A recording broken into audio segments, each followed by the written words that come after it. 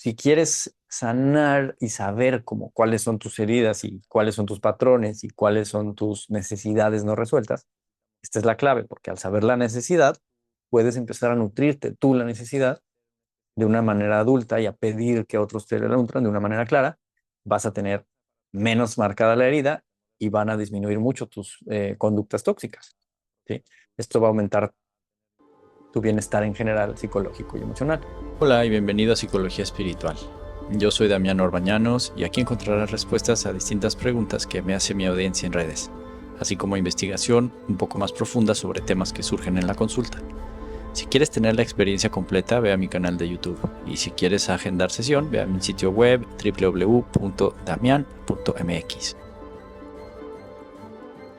Escucha mucho hablar de la experiencia de trauma, del trauma en el cuerpo, de la terapia informada en trauma, yoga informado en trauma, psicología informada en trauma.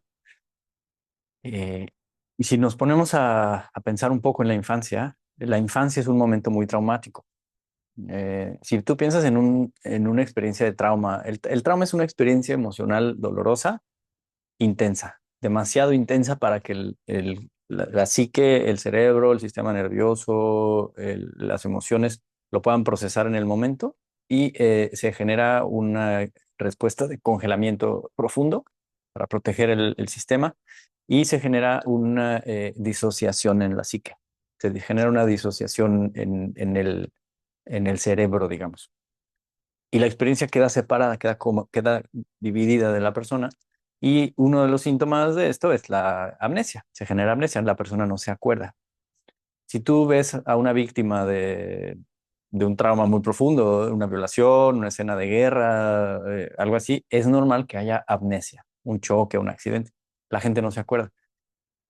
Y si tú hablas con cualquier persona, te van a decir que no se acuerdan de su infancia.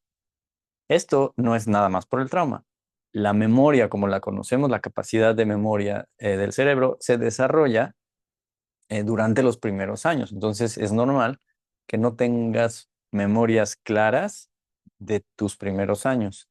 Pero estamos hablando del primero, segundo año más o menos.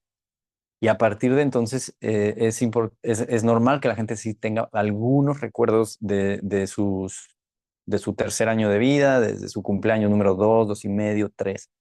Pero hay personas que te dicen, es que yo no me acuerdo de nada de mi infancia hasta que tenía como 7 años.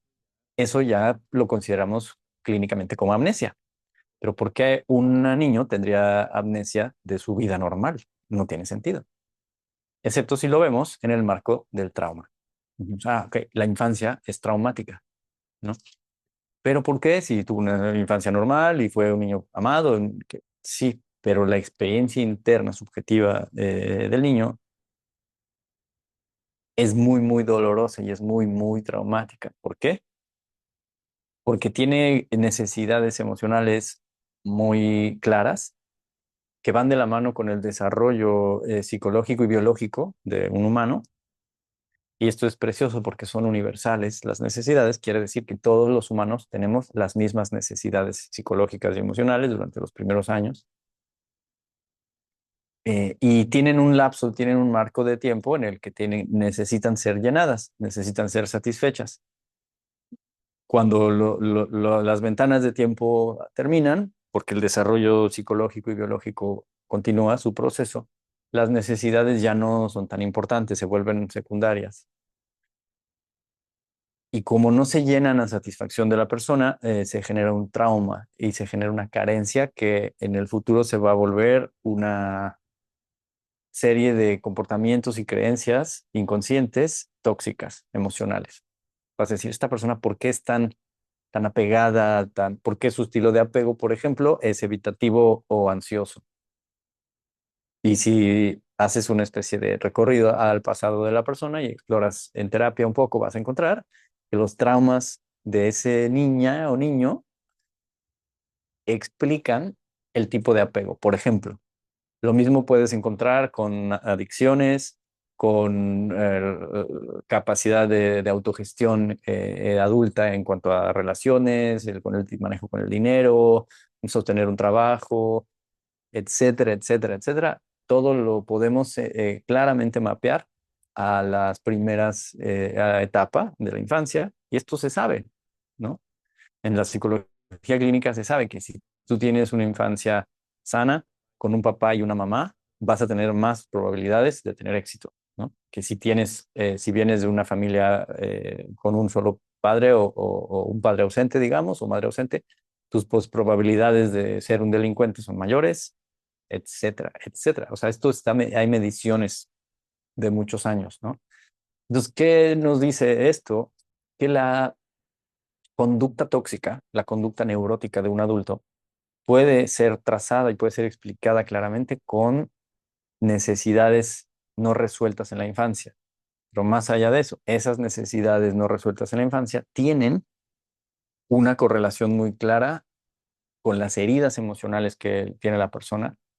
Pero lo que quiero enseñar en este momento, lo que quiero compartir en este momento, es que las heridas emocionales tienen una correlación muy, muy clara con el tipo de cuerpo biológicamente, fisiológicamente, qué tipo de cuerpo tienes como adulto. Podemos leer tu cuerpo, ver en tu cuerpo las heridas emocionales que tuviste en la infancia. Si hablamos de las etapas de desarrollo de un niño,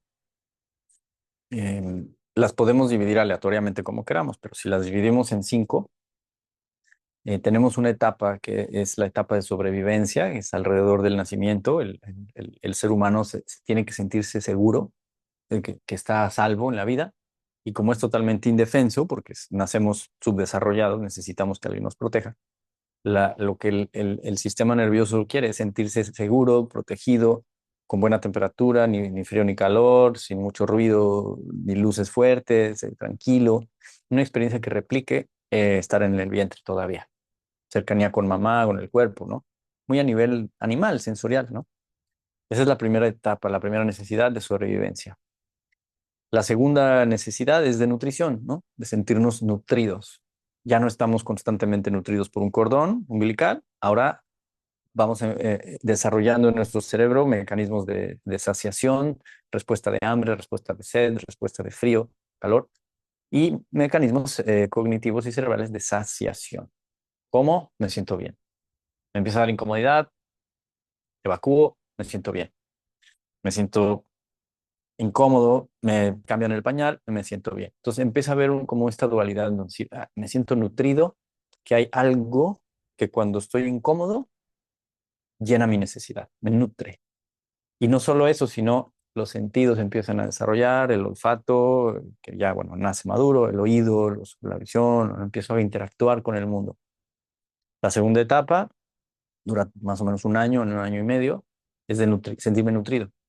Y si cada vez que tengo una necesidad, esa necesidad es nutrida, no tengo miedo, no tengo trauma al respecto, no tengo por qué pensar que no va a ser nutrida. Y genera una confianza muy profunda en el niño, ¿no? Si tengo hambre y no vienen a darme de comer y lloro, lloro, lloro, lloro, lloro, y mi mamá está ocupada ahí con el hermanito, lo que sea, empiezo a generar heridas, trauma, ¿sí? La tercera necesidad es de expresión emocional. Necesito empezar voy entendiendo que en el mundo hay otros seres como yo. Está mamá, está papá, y ellos tienen emociones y son personas, son seres adentro de sus cuerpos. Y hay emociones y empiezo a explorar la sensación que me da estar feliz, o estar triste, o estar enojado. Y a esa edad es muy hermoso porque las emociones todas son bienvenidas, no hay una emoción buena o mala, eso viene después, tristemente. Me permito expresar todas mis emociones y la necesidad en esta etapa de la infancia es de expresar, poder expresar, porque expresar las emociones es algo muy sano. Expresar, llorar si tengo tristeza, llorar si tengo hambre, gritar y llorar si estoy enojado, quejarme, confusión, si estoy incómodo, poder expresar es muy rico, se siente muy placentero porque saco esa energía emocional. Y viene una descarga y viene una asimilación y una integración y es lo natural, es lo que el cuerpo está diseñado. Si al niño no lo dejan expresarse o si se expresa, lo castigan, por ejemplo, muy rápidamente un bebé, aunque no piense con palabras, si llora y lo ignoras, va a dejar de llorar. Si se da cuenta que llorar no está sirviendo de nada, lo va a dejar de hacer. Y va a entrar va a ser traumática esa etapa, ¿no? La etapa de la expresión emocional. El niño tiene que sentirse que sus emociones sirven para algo, que su expresión emocional sirve para algo y que esa función es una función sana. Si yo lloro, vienen. Sí, en ese momento todavía no hay malicia, no es de, voy a llorar para que me den el chocolate. No, es, y entonces viene mamá o viene papá y me alivianan y me ayudan. ¿Sí? La siguiente etapa después de la expresión emocional es la expresión verbal, en donde mi cerebro se empieza a desarrollar mejor, empiezo a desarrollar lenguaje, empiezo a entender el mundo de manera abstracta, a asociar que las cosas tienen un nombre y me puedo comunicar a través de palabras y empiezo a entender el gran valor de poder hablar. Los demás me pueden empezar a entender, ¿no? Si digo taza, quiero agua, etcétera, pipí, eso genera una respuesta en mi mundo muy interesante. Pero entonces, como niño, lo que necesito es que me escuchen, tener alguien con quien poder hablar y poder expresar y poder empezar a tener explicaciones del mundo. Entonces aquí hay una necesidad de sentirme escuchado, de sentirme valorado en lo que digo, que no hable y me digan, ay, tú cállate, tú no digas, espérate, ¿no? Como que, o que no me escuchen, o que no me dejen hablar, ¿no? A veces, ¿no? El típico niño que está hablando y nadie le hace caso, trauma. El niño que no lo dejan hablar, trauma. ¿Sí? Se empiezan a generar traumas y son dolorosísimos para los niños, ¿no? Es como, "Oh, no puedo hablar, no, lo que digo no es minimizado, mis hermanos se ríen, no se burlan de mi intelecto porque soy más chico, no sé, ¿no? Me hacen bullying, trauma, trauma, trauma, trauma. ¿No? Em, y aquí, después de la expresión verbal, viene la, la siguiente necesidad, que es la necesidad de independencia o de autonomía, más que de independencia. Es cuando el niño empieza a crecer un poco más, como a los 5 años, 6, 6 y medio, tal vez 7 en algunos casos, en donde el niño empieza a decir, yo solo, yo solito, yo me pongo los zapatos solito, yo me visto yo solito, yo me lavo los dientes, yo hago solo, puedo solo, ¿no? Eso es muy importante porque no es nada más que yo puedo solo, sino mira cómo yo lo hago. O sea, yo lo hago solo, pero mírame. Necesito que estés ahí mirándome y reafirmando que lo estoy haciendo y que lo estoy haciendo bien. Mira, mamá, qué rápido puedo correr, pero mírame, no te vayas muy lejos, ¿no? Mira, papá, cómo trepo, pero necesito que estés ahí y me des seguridad y me caches. Esta necesidad es importante. Me baño solo y empiezas a jugar aquí con la privacidad, ¿no? Yo quiero solo, aquí no me veas, o aquí sí, o, ¿no? El típico de los niños, me voy a vestir yo solo, tú salte y luego vienes, ¿no? Es como que están explorando qué pasa. Si ahí el papá o la mamá no lo dejan hacer cosas peligrosas solo, no lo hagas porque te vas a caer, o mira, yo ya te resolví, ya te hice, ya te traje, mi hijito, mi principito, mi princesita, traumas horribles que luego platicaremos de cuáles son, porque básicamente estás creando a un adulto inútil, con miedo, por tu propia necesidad adulta de hacer las cosas por tu hijo. Y aquí viene la necesidad esta de autonomía y de independencia. Y básicamente estas son las necesidades universales, son preciosamente universales. Necesidad de seguridad, necesidad de nutrición, necesidad de expresión emocional, necesidad de expresión verbal y necesidad de autonomía. Estas 5 necesidades, de aquí la siguiente necesidad ya es una necesidad de independencia y ya es lo que conocemos como la prepubertad, la preadolescencia. Los niños ya empiezan a jugar con la adolescencia. Es una necesidad en donde las 5 previas juegan un papel integral. Y ya la persona tiene mucho más autonomía, mucho más independencia. Y entonces se vuelve la preadolescencia un momento en donde el humano reafirma sus otras necesidades y pone en práctica los mecanismos y procesos que aprendió, sanos o no. Y si no son sanos, tiene la posibilidad de hacer cambios todavía en la adolescencia, en la pubertad, de encontrarse a sí mismo. La sexta necesidad, la sexta etapa, dura más. Dura toda la preadolescencia y la adolescencia. Entonces son varios años en donde el niño, la niña se empiezan a autogestionar, a autorregular. Lo triste aquí es que no hay todavía un desarrollo cerebral pleno, no hay un desarrollo del lóbulo frontal, sobre todo. Entonces el adolescente no tiene límites, no sabe poner límites y hace cosas muy estúpidas. Entonces necesita un papá y una mamá que estén ahí solamente para ponerle límites, para decirle hasta aquí, no. Ok, entonces dentro de esa cancha el adolescente puede funcionar. Casi nunca pasa. Casi siempre ahí ya los papás ponen límites demasiado severos o demasiado laxos y entonces es que tenemos todos los problemas con los adolescentes. Porque al adolescente hay que dejarlo revelarse dentro de ciertos límites. Y eso es, como padre, eso es lo difícil en la mayoría de los casos, porque no tenemos básicamente el tiempo y los recursos para estar ahí para nuestros adolescentes. Entonces tenemos 6 necesidades desde los 0 hasta los 13, 14, 15, 16 años. Lo importante de reconocer las etapas de las necesidades simplemente es porque puedes hacer una recapitulación de tu historia, de tu vida. Puedes hacer una especie de antropología, de arqueología de tu historia personal y preguntarle a tu familia o a tu mamá, a tu papá, a tus abuelos, primos, etcétera, bueno, cómo fue mi infancia, cómo qué pasó, cómo nací, qué sucedió, ir llenando una especie de relato anecdótico y con esa información irla resonando con tus propias necesidades y heridas y creencias. Y vas a tocar necesidades no resueltas, que se van a ver como, por ejemplo, me da miedo intimar, quiero intimar, pero me da miedo. O siempre doy de más. O no tengo, siento que no es nada es suficiente. Soy con un apego muy ansioso.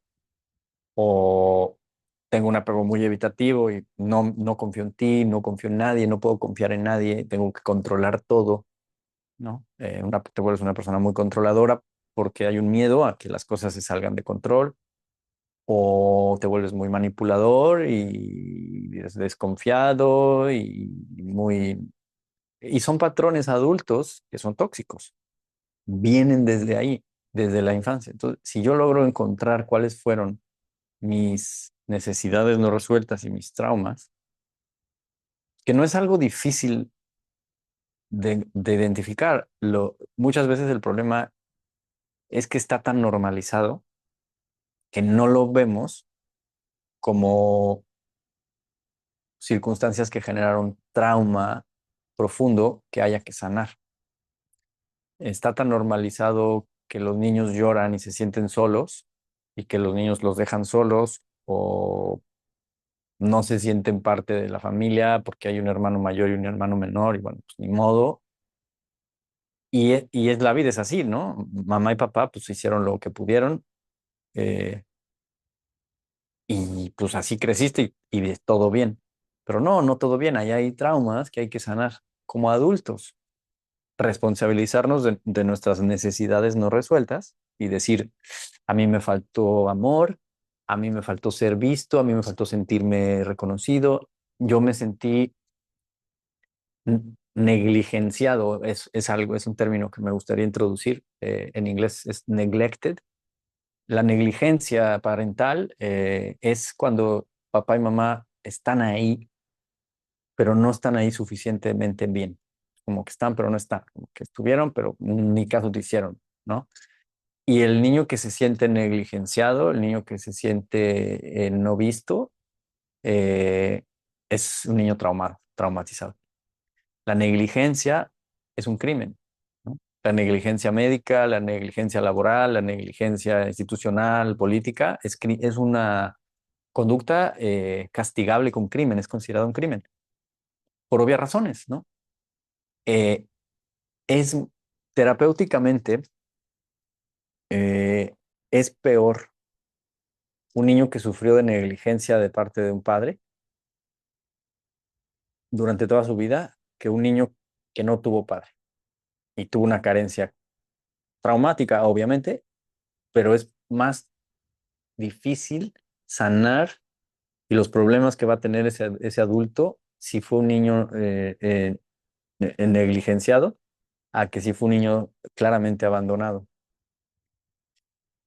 Eh, Porque lo que más nos afecta, lo más difícil de sanar, de curar terapéuticamente es la ambivalencia, la ambigüedad, el sí pero no, el te quiero pero no estoy, el te doy pero no.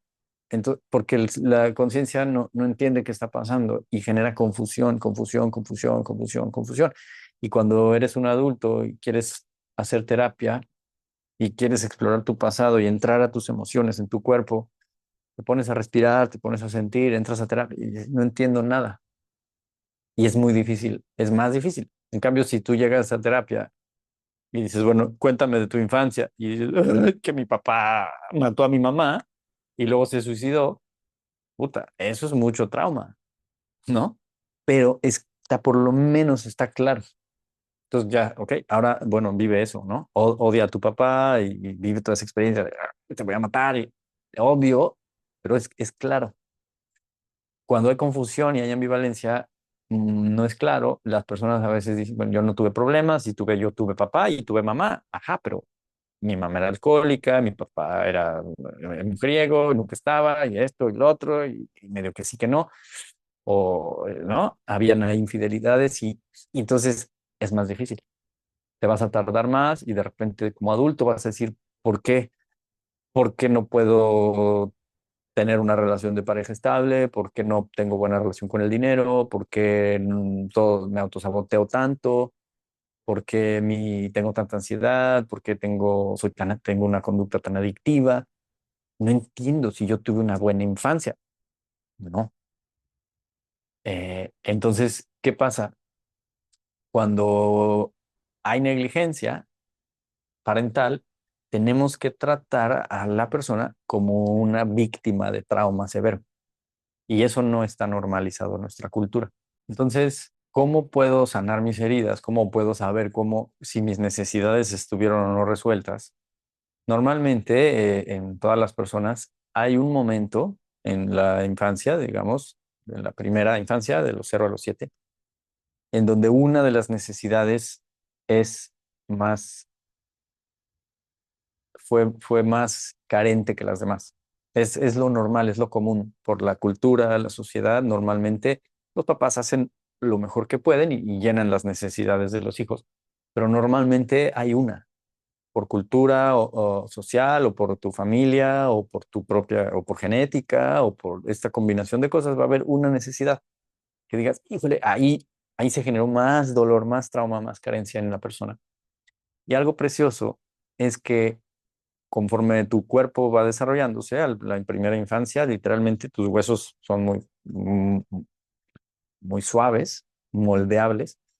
Tus fibras musculares también son muy todavía moldeables, tus nervios, tus tendones, ligamentos, y tu estructura corporal y la forma en la que tu cuerpo se organiza eh, va a depender en gran medida de esa experiencia de trauma profunda. En el momento en el que la necesidad emocional no es satisfecha a criterio de la persona, se genera una experiencia de terror, de trauma profundo. Hay un congelamiento y ese congelamiento está asociado a la necesidad específica. No me siento a salvo, no me siento nutrido, no puedo expresar o no soy escuchado, no, lo que digo y lo que pienso no es valioso, por lo tanto no soy importante o no tengo derecho a existir solo, independiente de mi familia y me tengo que conformar, castrarme, digamos, a lo que mi familia quiere. 6 necesidades, 6 heridas emocionales y preciosamente 6 tipologías corporales, ¿sí? Así como tenemos los tipos de apego, tenemos evitativo, ansioso y seguro, ¿no? O desorganizado, si quieres, eh, y podemos clasificarlos claramente. Así pues, tenemos 6 tipos de cuerpo, 6 estructuras corporales, ¿sí? Tenemos el tipo de cuerpo que le llamamos evitativo, el tipo de cuerpo que le llamamos dependiente, el tipo de cuerpo que le llamamos controlador, el tipo de cuerpo que le llamamos manipulador, el tipo de cuerpo que le llamamos humillado, el tipo de cuerpo que le llamamos rígido. 6 necesidades, 6 heridas, tarán, 6 tipos de cuerpo. ¿Ok? Mi herramienta principal en la consulta psicológica, ¿cuál es? La lectura corporal. Claro que utilizo astrología, claro que utilizo entrevista clínica, claro que utilizo a veces lectura de manos, claro que utilizo diagnóstico de chakras. Sí, todas esas cosas energéticas ayudan. Claro que utilizo historia de vida, por supuesto, pero la manera más clara, más fácil, más profunda, más hermosa de ver a la experiencia emocional de una persona y poder ver sus necesidades emocionales es con su cuerpo, viendo el cuerpo de la persona. Hay una clara, hay síntomas, hay señales de los tipos de cuerpo, las tipologías. Ujú. No estoy hablando de la comunicación no verbal, de que si cierro los brazos estoy cerrado, o de que si me pongo la mano acá significa cosas, o que si la postura de poder, de que las manos así, sí. Nah, eso es lenguaje no verbal, es importante, pero lo que no puedo cambiar de mi cuerpo, mi estructura, qué tanta grasa tengo o no tengo, cómo me paro, si tengo una actitud colapsada o desafiante, o si tengo ira guardada, o si tengo una mirada ausente o presente, si tengo un tipo de cuerpo, unas piernas muy delgadas y un tronco muy grande, o viceversa, si tengo unas caderotas y unas piernotas y un pecho plano, o si tengo una apariencia sumamente armónica y tengo un cuerpo que se adapta perfecto a los estándares de belleza actual, o si tengo, si soy flaco, flaco, muy flaco y como aislado, o si soy muy gordo, ¿no? Eh, También tienen correlaciones emocionales. Si tengo, por ejemplo, brazos muy gordos y no puedo bajar de peso, o chaparreras, por más que hago ejercicio no la puedo bajar, o panza, si estoy todo comprimido y soy mucho más chaparro que mis hermanos, y como muy cargado, así como un tanquecito así grueso, em, todas esas experiencias tienen correlaciones y se pueden clasificar en 6 tipologías que van de la mano a las necesidades.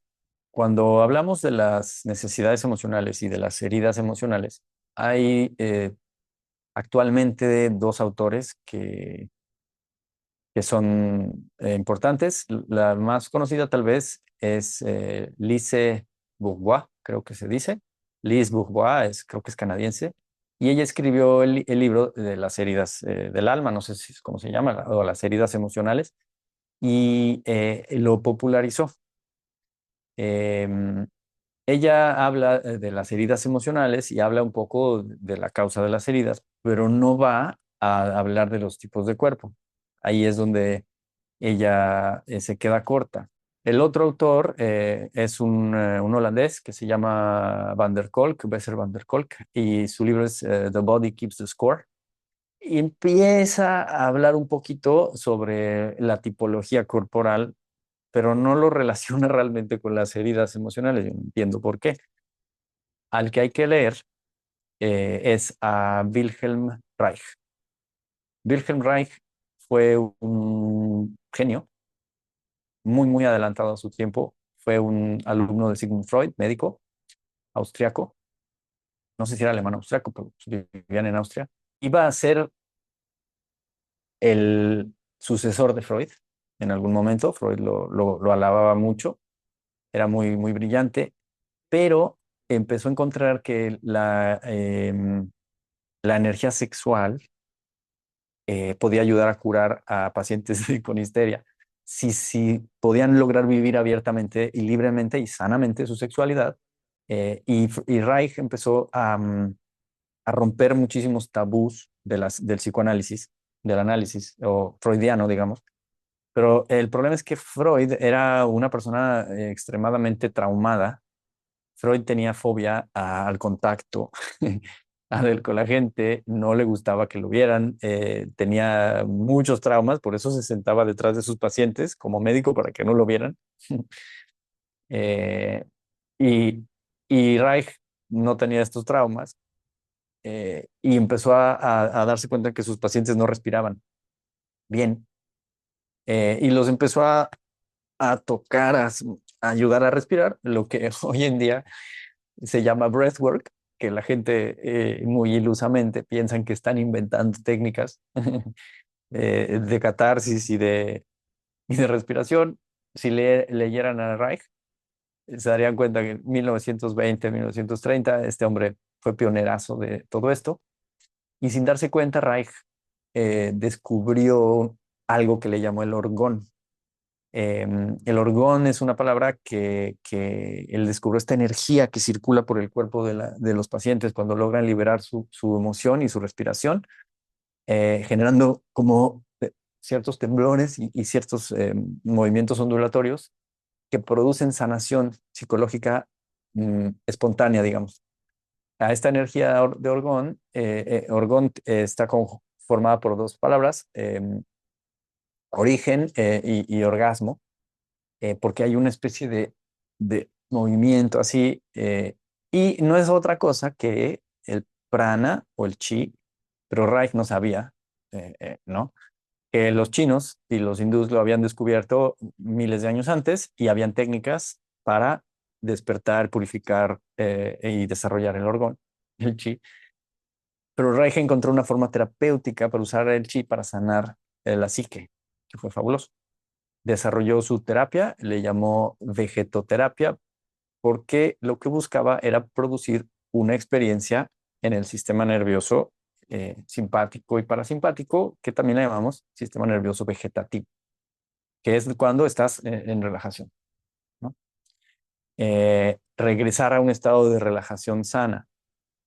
Y Reich exploró muchísimo, no solo con movimientos, manipulación, respiración, expresión, sino que empezó a darse cuenta que la sexualidad, la energía sexual orgásmica, podía ayudar a sanar, y empezó a promover sexualidad sana en Austria. Imagínate, él quería abrir clínicas, casas, para que los adolescentes pudieran tener sexo sano, eh, porque obviamente en 1930 no había toda esta represión sexual ridícula. La gente tenía sexo más sanamente, ¿no?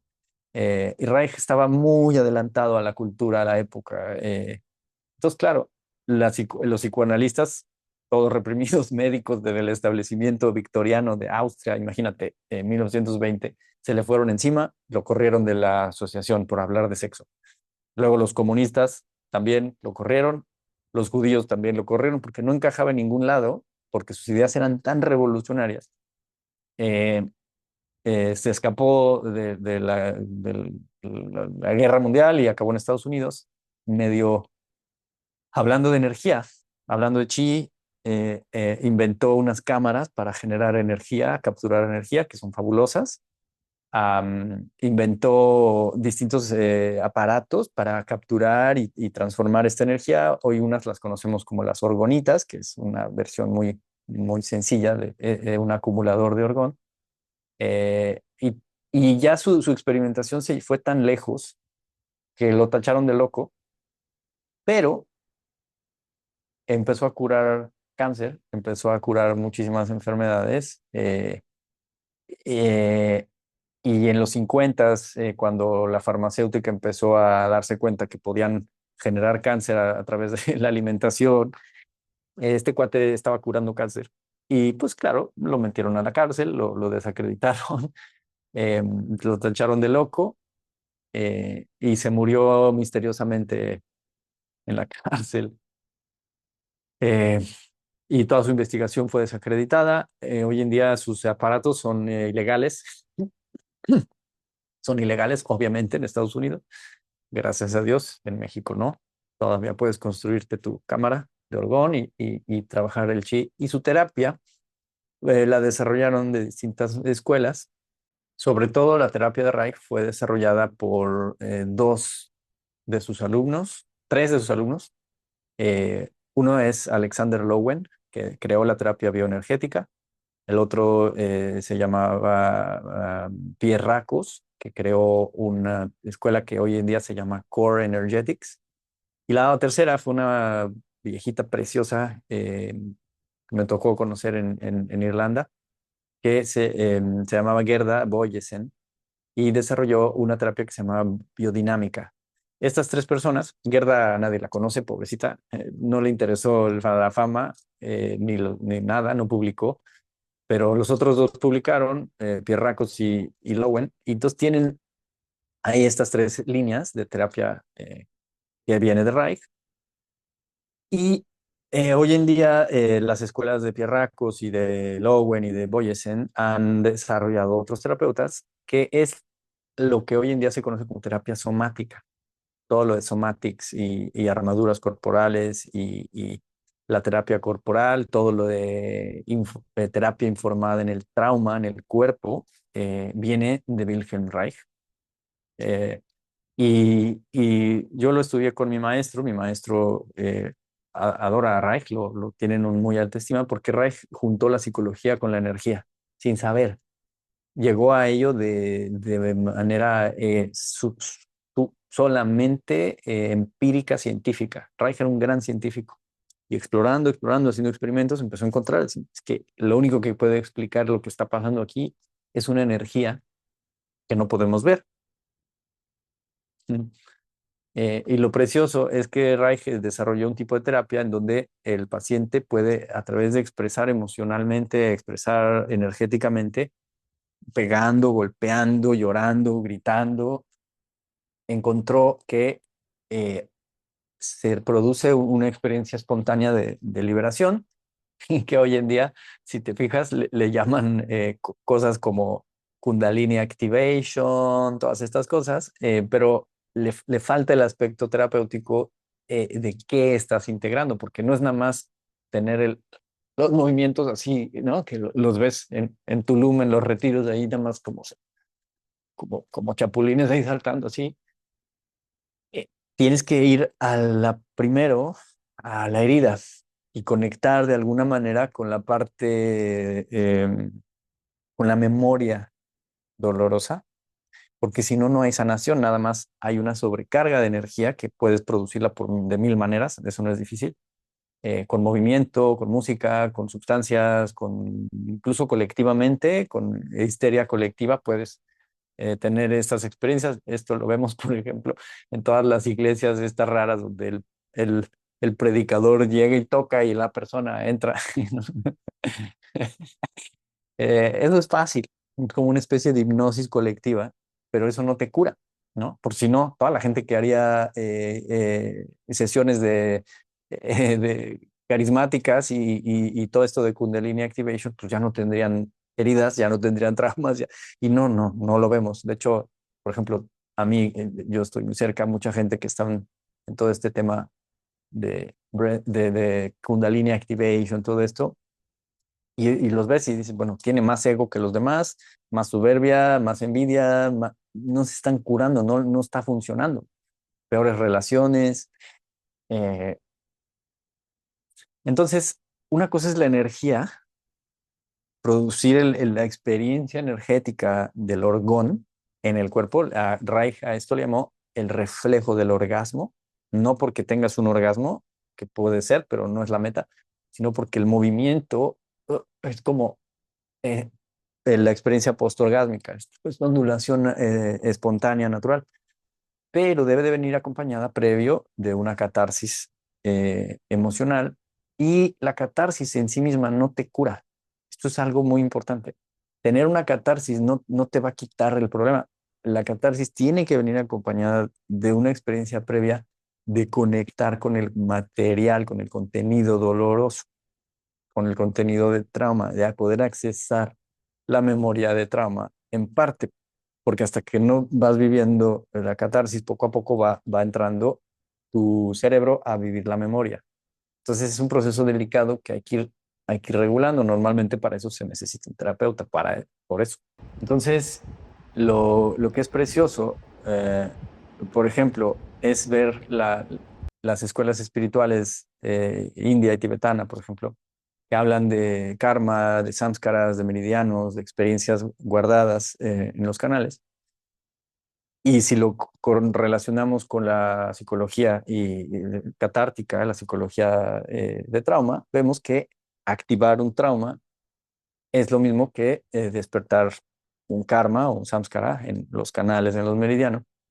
Y entonces decimos, bueno, podemos usar las experiencias, las técnicas asiáticas de activar el karma con conocimiento psicológico, en donde podemos entender la experiencia emocional. ¿Y qué se produce? Una experiencia cerebral en donde el patrón cerebral que la persona tuvo cuando se generó el trauma se vuelve a hacer, se activa porque hay la emoción, por ejemplo, de terror. Y entonces ahí es donde por primera vez la persona adulta puede mirar y decir, ah, ya me acordé, ahora estoy adentro de la memoria de trauma, porque la memoria de trauma, la llave para entrar es la emoción. Entonces, si no estoy en el cuerpo expresando dolor o terror o confusión, no voy a tener acceso a la memoria. Pero si entro al dolor, ¡tum!, toco la memoria y es como Matrix, cuando lo conectan y empieza a llegar y estás así viviendo el trauma. Si lo haces con cuidado, no nada más para la catarsis, tienes que tener un espacio de observación abierto. Llega a la memoria, empiezas a observar, a entender, y ahí toda esa energía se empieza a disolver, a integrar en tu experiencia. Y es lo que en las tradiciones antiguas decimos, se está liberando el karma. Ujú. Entonces, tienes la experiencia, viene la catarsis, viene la memoria, después de la catarsis, no viene antes, no entiendes qué te está pasando antes de dejarte soltar a la experiencia.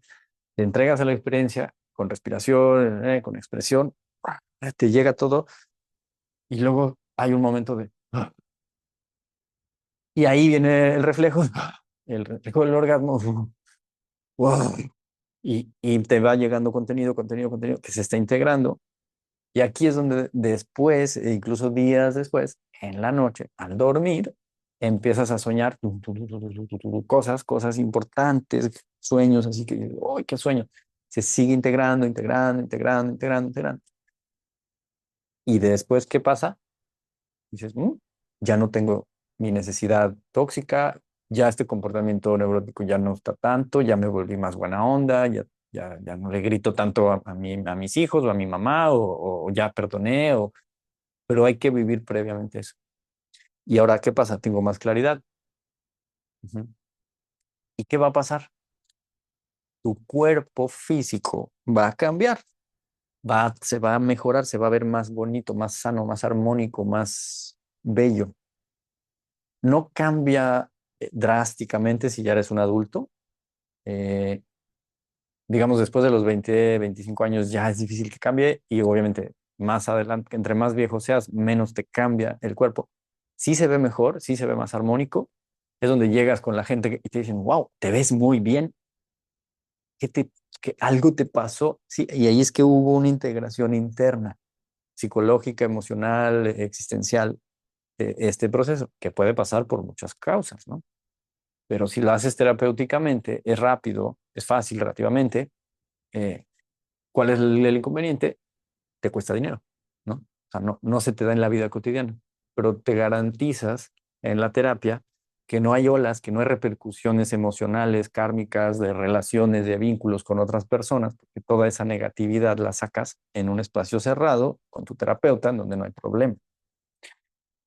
y la gente te va a voltear a ver y va a decir, uy, estás muy bien, te ves muy bien. ¿Sí? Y el cuerpo va a cambiar. Si haces terapia antes de los 20, 18 años, 19, todavía el cuerpo te puede cambiar. A mí me cambió mucho. Yo hice terapia, gracias a Dios, a los 15, 16, 17, 18. Tuve un proceso de terapia muy fuerte a los 19 años, y ahí mi cuerpo cambió. Yo era muy, muy, muy flaco, flaco, flaco. Tenía la herida de sobrevivencia, la primera. Tenía terror y lo toqué, lo viví, lo expresé, con ayuda de mi terapeuta, mi maestro. Y entonces ahí, a partir después de eso, unos meses después, mi cuerpo cambió muchísimo, muchísimo, muchísimo, drásticamente. Eso es lo que quisieras ver en un adolescente que hace terapia. Y la mejor momento para hacer terapia, el mejor momento de la vida para hacer terapia, es la adolescencia, es donde más posibilidades tienes de sanar y de cambiar. Entonces, las heridas son difíciles de reconocer en el cuerpo, pero si ves las necesidades biológicas, puedes identificarlas con las heridas, y las heridas entonces con los tipos de cuerpo. Entonces, al ver el tipo de cuerpo, es mucho más fácil reconocer cuál es la herida principal. Y digo principal porque todos tenemos todas las heridas. No es una sola, todos pasamos por el proceso de desarrollo y todos tenemos todas en mayor o menor medida. Por lo tanto, todos los cuerpos son diferentes, ¿no? Y también hay factores genéticos, obviamente. Pero si quieres sanar y saber cómo, cuáles son tus heridas y cuáles son tus patrones y cuáles son tus necesidades no resueltas, esta es la clave, porque al saber la necesidad, puedes empezar a nutrirte tú la necesidad de una manera adulta y a pedir que otros te la nutran de una manera clara. Vas a tener menos marcada la herida y van a disminuir mucho tus conductas tóxicas, ¿sí? Esto va a aumentar tu bienestar en general, psicológico y emocional. Si quieres mi ayuda, puedes agendar una lectura corporal, puedes agendar una sesión de diagnóstico inicial en donde hacemos una historia clínica, hablamos de la problemática y incluimos una lectura de tu cuerpo, en donde te puedo dar eh, todo ese feedback. Si quieres agendar, busca por aquí en algún lugar el link, y ahí puedes hacerlo. Si ya tienes identificado, por ejemplo, alguna herida y quieres profundizar, también te puedo ayudar en terapia uno a uno, sesiones uno a uno. Si estás más en el área de que tienes problemas económicos, laborales, con pareja, problemas de comunicación, en donde estás viendo más la consecuencia de tus heridas, y quieres nada más como cambiar algunos patrones para mejorar las situaciones, claro que también te puedo ayudar. Esa es la razón por la que la mayoría de la gente busca terapia, ¿no? Ven en su vida cosas que no están funcionando y quiero que me ayudes a resolverlas. Es como un primer nivel de terapia, es muy válido, es muy importante que primero tengas tu vida en orden antes de ir a explorar lo más profundo, ¿no? Entonces, lo interesante de mi enfoque, de mi acercamiento, es que yo combino la parte energética, no nada más con terapia de Reich, sino con Qigong y con energía, la parte espiritual para ayudar a crecer el observador, con la parte terapéutica, siguiendo la escuela ontogónica del doctor Carlos de León. Estas son las tres pautas: terapia, Qigong o Qigong y meditación. Si quieres tomar alguna experiencia gratuita, alguna masterclass gratuita, también por aquí debería de haber algún link.